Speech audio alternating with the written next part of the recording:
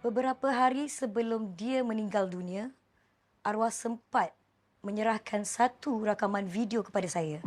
Dan rakaman video itu sangat penting dan berkaitan secara langsung dengan kes ini. Mengapa arwah Syakir memilih untuk menyerahkan video tersebut kepada awak?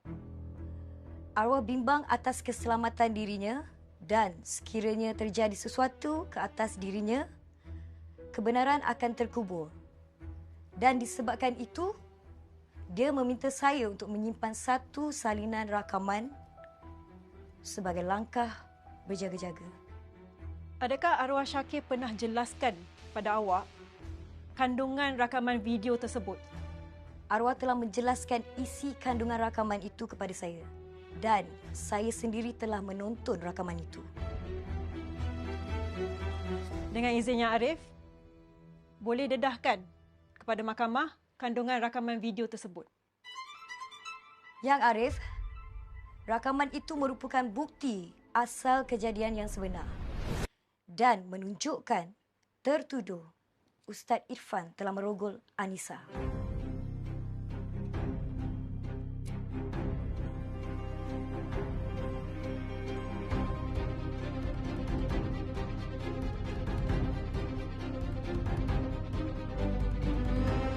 Arwah Syakir ada bagi tahu pada hari kejadian tersebut ada seorang lelaki yang tidak dikenali diupah oleh tertuduh untuk memukau Anissa dan membawa masa ke sebuah hotel.